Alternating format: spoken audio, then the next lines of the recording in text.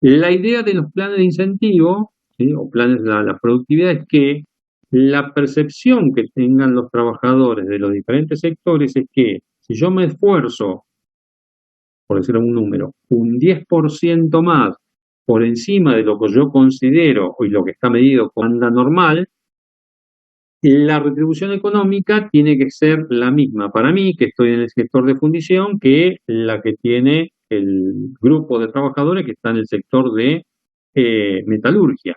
¿Sí? Si la percepción que tiene el sector o los trabajadores que están en el sector de fundición es que la demanda para aumentar un 10% en mi sueldo, producto de la mejora de la productividad, es mayor que la demanda que le están solicitando al sector de maquinado para aumentar también su ingreso en 10%, producto de haber superado la, la demanda básica o el estándar básico de producción, empieza a haber problemas. ¿Sí? ¿Por qué aquel tiene más favoritismo o le es más fácil alcanzar esos niveles de producción y superarlos y alcanzar esos premios, ¿sí? Y a mí me cuesta tanto, o el esfuerzo que me está demandando a mí es demasiado para obtener el mismo premio?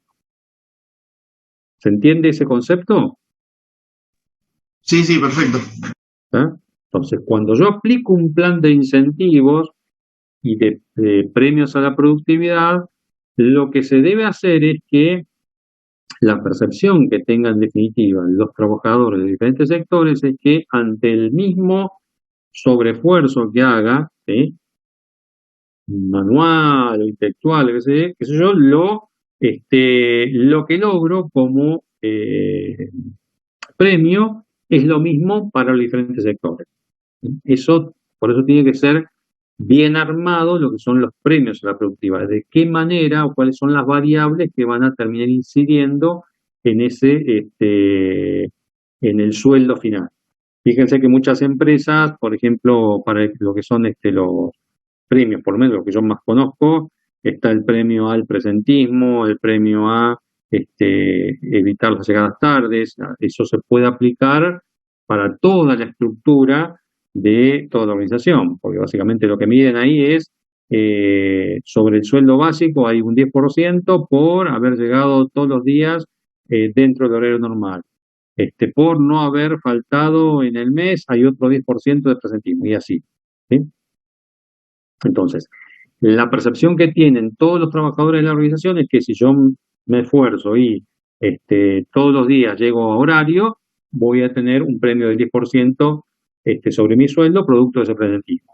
Si no paso días de ausente por enfermedad, que realmente la cual yo podría haber ido, tengo un premio de presentismo que también incrementa otro 10% mis ingresos. Bueno, eso está bien visto por toda la organización porque un poco que es incentiva que todos los trabajadores cumplan con su horario normal de trabajo y cumplan con venir todos los días al trabajo. ¿Sí? Pero después hay otros premios que son particularmente para cada sector y relacionados con la productividad de cada sector. Otro de los elementos que tienen que tener en cuenta al momento de establecer los planes de incentivo, los premios a la productividad, es que los premios a la productividad se establecen primero en función del tiempo estándar. Yo establezco el tiempo estándar para la realización de este bien o este servicio, la generación de este bien o este servicio. Ahora, si este tiempo estándar es porque lo tomé mal, porque no tuve en cuenta diferentes factores que inciden sobre la generación de ese bien o servicio y me quedó un tiempo estándar muy laxo, muy grande, en donde el trabajador fácilmente puede alcanzar y cumplir con el número de unidades básicas en función del tiempo estándar medido, y aplico un plan de premios a la productividad, el tipo fácilmente llega a esa producción básica y fácilmente la supera y obtiene un premio que en realidad no demandó ningún esfuerzo del trabajador. ¿Sí? Por eso dice que los estándares no deben ser tan flojas, ¿sí? Tan largos los tiempos, que se requiera muy poco esfuerzo de los trabajadores para igualar y superar esos tiempos estándar, ese tiempo estándar y obtener fácilmente el premio. Por el otro lado, tampoco tiene que ser muy ajustados, ¿sí? Que los tiempos estándares sean tan cortos que obligue al trabajador o los trabajadores a un gran esfuerzo para poder llegar a ese tiempo estándar y otro gran esfuerzo para poder superarlo, porque pueden decir, mira, para llegar al tiempo estándar el esfuerzo que tengo que hacer es muy alto. Para superarlo es excesivamente alto, ¿sí? Y poder obtener este premio que no compensa lo que yo estoy percibiendo como esfuerzo adicional que tengo que hacer para llegar a esos límites o a esa producción mínima para poder obtener el premio.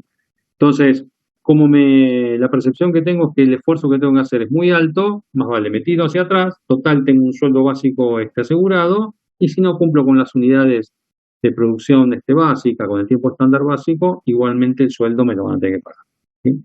Entonces, la determinación de los tiempos estándar y cuando se asocia a los planes de incentivo, a los premios a la productividad, tienen que controlarse, tienen que hacerse de forma consciente y seria. Generalmente las grandes empresas se hacen en forma conjunta con los representantes de los trabajadores o con los sindicatos para acordar tiempos estándares y trazas de producción que sean acordes a las capacidades que tengan los trabajadores, ¿sí? Y que se considere sean las adecuadas entre los representantes de la organización y los representantes de los trabajadores. ¿Cuáles son los métodos generales para medición o establecer los tiempos estándares? Básicamente hay tres formas. Uno es a través de la deducción de experiencias anteriores, o sea, basándose en mucha gente o hay gente con mucha experiencia que ha venido desarrollando la actividad, y cuando no había métodos de medición de tiempos o eran inexactos, por experiencias propias han establecido que el tiempo estándar para realizar esta actividad es de tanto, ¿sí? Entonces, ese tiempo obtenido de esa experiencia, ¿es válido? Y sí es válido, ¿sí? ¿Por qué? Porque se ha venido desarrollando hace mucho tiempo y hay gente que se ha tomado el trabajo de anotarlos en algún lado. El método es para esa actividad el más adecuado. La gente que ha venido realizando la actividad es capacitada, porque hace mucho tiempo que la viene haciendo, por lo cual el tiempo asociado a esa actividad con ese método es el indicado. Entonces se toma como algo valedero el tiempo estándar que surge de esa experiencia previa. Y se establece como tiempo estándar para esa actividad con ese método. El cronómetro, ¿sí? Y la otra manera es a través del muestreo, ¿sí? A ver, la diferencia, o cuando se aplica uno y otro, es el método del estudio de tiempo para y observar, el método del cronómetro, generalmente se utiliza cuando debo determinar el tiempo estándar asociado a tareas del tipo repetitiva, ¿sí? No sé, un puesto o una línea de puesto en donde las tareas siempre son las mismas, se realizan en forma repetitiva las mismas actividades. Entonces yo quiero determinar cuál es el tiempo estándar asociado al desarrollo de esas actividades, del tipo repetitiva. Entonces ahí voy a utilizar este método del cronómetro, o como lo llama Crick, del método de parar y observar. Cuando ustedes tienen que determinar el porcentaje de tiempo dedicado a una actividad, que puede variar de ciclo a ciclo o que no hay una tarea repetitiva, no lo pueden hacer por el método del cronómetro, porque deberían tener una persona al lado del trabajador que desarrolla, o esos trabajadores que desarrollan esa actividad que no es del tipo repetitiva, largos periodos de tiempo. Está hablando de días. Es inviable hacer eso. Entonces, cuando se tratan de tareas del tipo no repetitivas, del tipo aleatorias, lo que se utiliza para poder establecer el porcentaje de tiempo que dedica el trabajador a esa actividad o a esa actividad en particular es a través del muestreo, ¿sí? Muestreo de trabajo. Después vamos a ver en forma particular algún ejemplo para que lo entiendan mejor.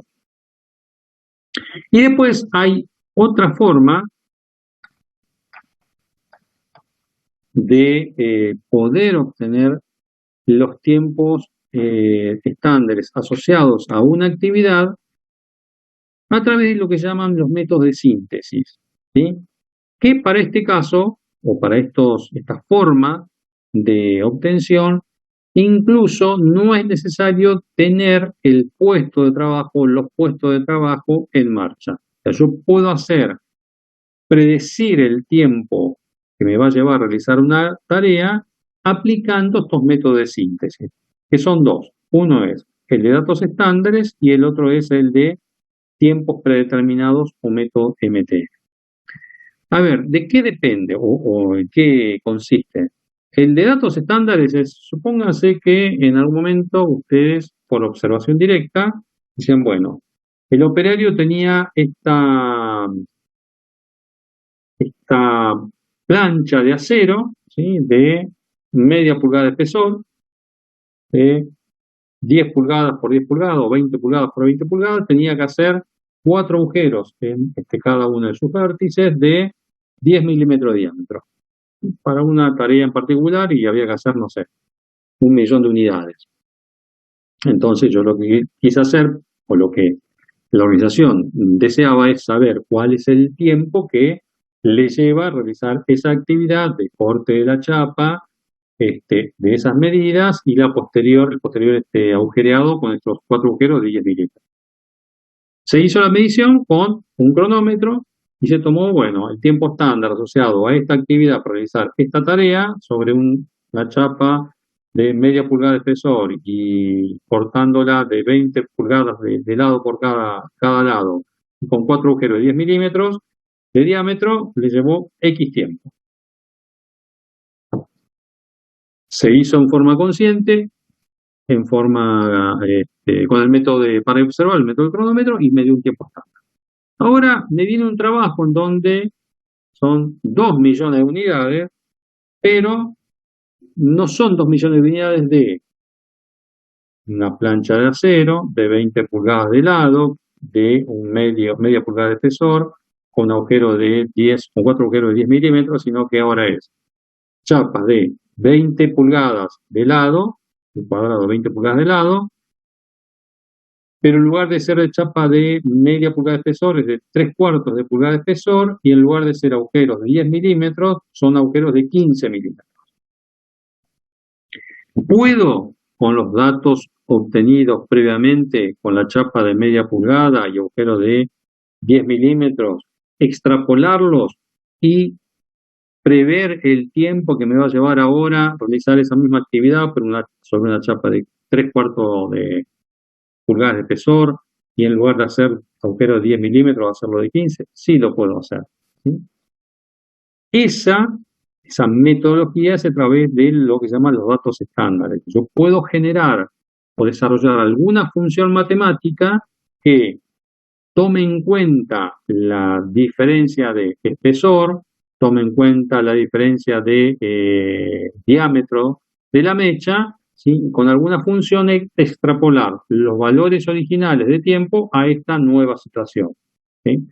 Esa forma de determinación del tiempo es a través de los métodos que se llaman de datos estándares, con datos previamente medidos efectivamente y aplicando ciertas funciones que tomen en cuenta ahora el tiempo adicional de agujereado, porque no estamos hablando de una chapa de media pulgada, sino de 3/4 de pulgada, por lo cual ahí el tiempo se va a ver incrementado por la perforación que tengo que hacer, la profundidad de la perforación que tengo que hacer, y otra función, otra variable que tenga en cuenta ahora, que el agujereado no es con una mecha de 10 milímetros, sino con una mecha de 15 milímetros, que va a incrementar también el tiempo.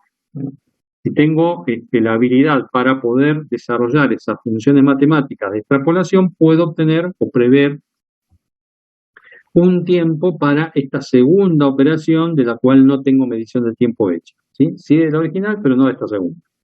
Entonces, puedo aplicar esta metodología de datos estándares para poder prever, ¿sí? O predecir el tiempo para esta segunda tarea. Y la otra forma de poder establecer tiempos de actividades que no están funcionando aún en el día de hoy es a través de las tablas de tiempos previamente determinados. Las tablas MTM, que es uno de los métodos o un grupo de tablas con tiempos de tareas. Básicamente ahí también van a hacer ustedes un trabajo práctico. Vamos a estudiar una de las tablas, que es la más simple que hay por la cantidad de movimientos que tiene, en donde básicamente lo que está desarrollando las tablas son diferentes tipos de movimientos y en función de distancias recorridas, forma en que se hacen los movimientos, la misma tabla le da el tiempo asociado a esos micromovimientos. Por ejemplo, en la tabla está graficado el tiempo que le lleva a un trabajador calificado mover la mano de una posición a la otra, ¿sí? Y básicamente este tiempo de mover la mano de un lugar a otro depende en forma directa de la distancia recorrida, ¿sí? Y de qué es el objeto que tiene que tomar, en qué condiciones está el objeto que tiene que tomar o tiene que dejar. Después, otro de los micromovimientos que están dentro de esta tabla de MTM es el tiempo que le toma a una persona tomar o agarrar un objeto. El tiempo que le toma trasladar ese objeto. Bueno, el conjunto de tablas que vamos a desarrollar o que van a ustedes a utilizar también para poder hacerlo en un trabajo práctico, van a tener creo que son 8 micromovimientos, ¿sí? O 8 tareas que están ya tabulados los tiempos de acuerdo a diferentes variables. Ese es el método o el segundo método de síntesis a través del uso de tiempos o tablas de tiempos previamente determinados, ¿sí? El que vamos a utilizar nosotros es una de las tablas más simples. Y hay otras tablas mucho más complejas que incorporan otros movimientos mucho más complejos. Hay muchas tablas que vienen de Alemania, incluso algunas que tomen en cuenta hasta el tiempo que le lleva a un trabajador promedio, un trabajador calificado, girar la cabeza y enfocar la vista sobre un objeto en particular. Eso también está tomado en cuenta o está medido y está traducido a unas tablas en donde uno, si sabe utilizarla, puede extrapolar esos tiempos y por sumatoria de los micromovimientos que llevan a realizar una actividad, puedo ir sumando esos tiempos y obtener o predecir el tiempo final que va a llevar realizar esa actividad cuando esté en funcionamiento, ¿sí? Entonces, el tercer método, el de síntesis, lo que me permite es predecir tiempos de tareas que aún hoy no están en funcionamiento, a través del método de tiempos estándar o a través del método de tiempos previamente determinados.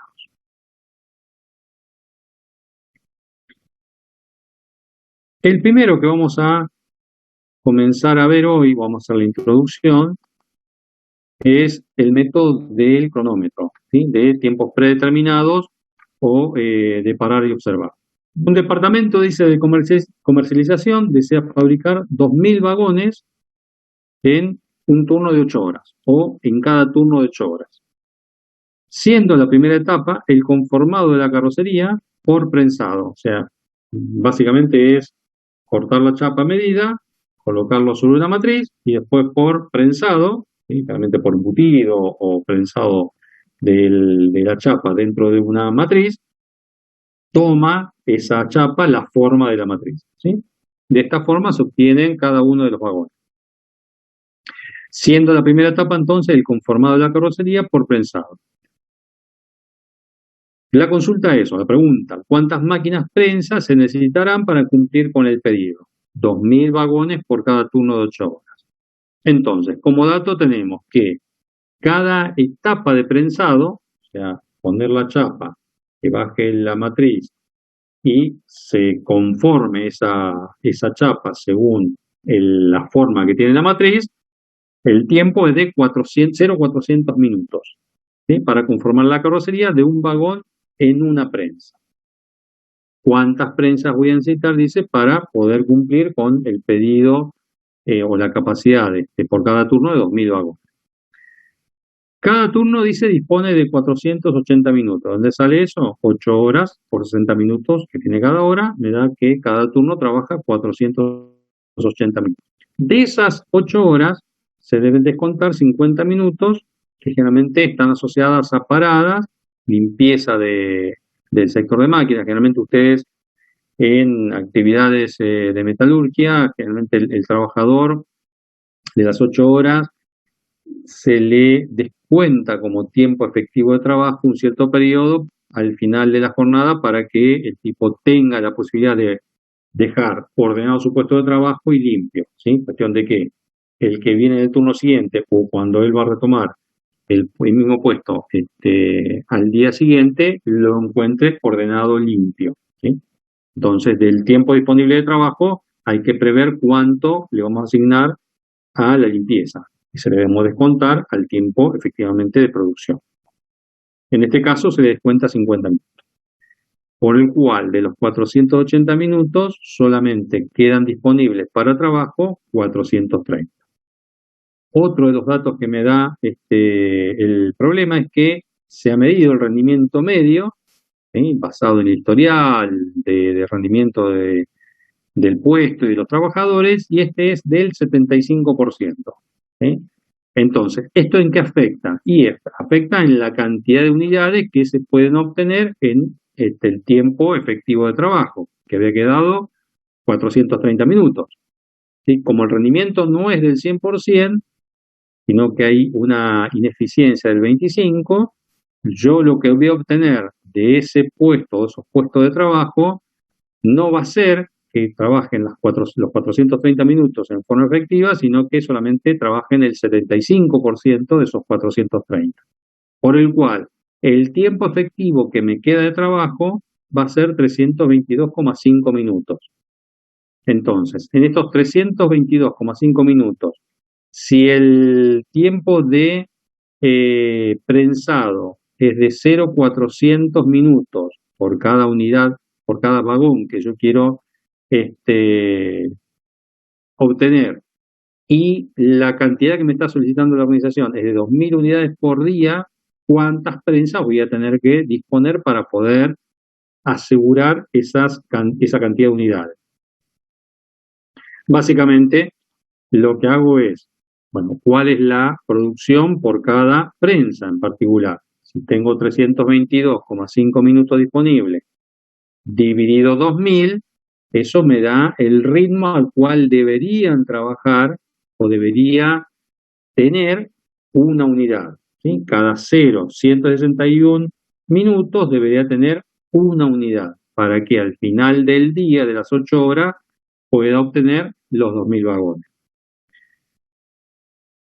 ¿Cuántas prensas voy a tener que disponer entonces? Si el tiempo estándar para prensar una unidad es 0,400 minutos y el ritmo al cual yo tengo que producir es 0,161 minutos para poder obtener las 2.000 unidades, la cantidad mínima de prensas necesarias para poder obtener en estas condiciones las 2.000 unidades va a ser de por lo menos 2,48 máquinas. Siempre se toma el número entero superior, nunca puedo tener media máquina, media prensa trabajando. Entonces, yo con estos datos lo que yo puedo calcular y obtener como información es que mínimamente para poder cumplir con esta demanda, con estas condiciones de trabajo, van a ser de 3 máquinas.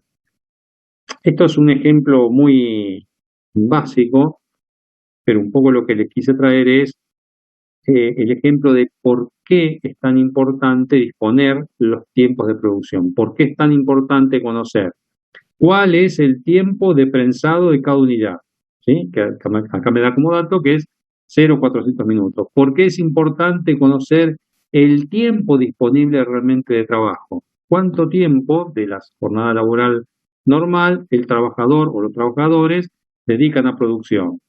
Las 8 horas no, a eso hay que descontarle el tiempo que tienen que tener disponible para limpieza del sector y la máquina, tal vez el tiempo que hay que descontarle porque dentro de estas 8 horas tiene que estar metidas las horas de almuerzo o merienda. Yo en un momento les comentaba que, por ejemplo, la gente de la industria frigorífica es un trabajo continuo, ¿sí? La línea empieza a faenar y hasta que no termine el número de unidades o animales a faenar el día no no para, pero a la gente se le da turnos para 10 minutos, 15 creo que era a la mañana para desayunar, esto está dado por acuerdo con el sindicato, al mediodía paran media hora para almorzar y en la tarde otros paran otros 10 o 15 minutos era para merendar. Eso tiene que, esos tiempos que lo utilizan para merendar, para desayunar, almorzar y merendar, se lo tiene que descontar del tiempo disponible para realmente hacer la actividad de faena, ¿sí? Entonces, por eso es importante tener los tiempos necesarios o medir los tiempos necesarios para después poder calcular la cantidad de recursos, mano de obra o máquinas, como en este caso, necesarias para poder asegurar el número de unidades con el cual yo me puedo comprometer o la organización se puede comprometer a un cliente.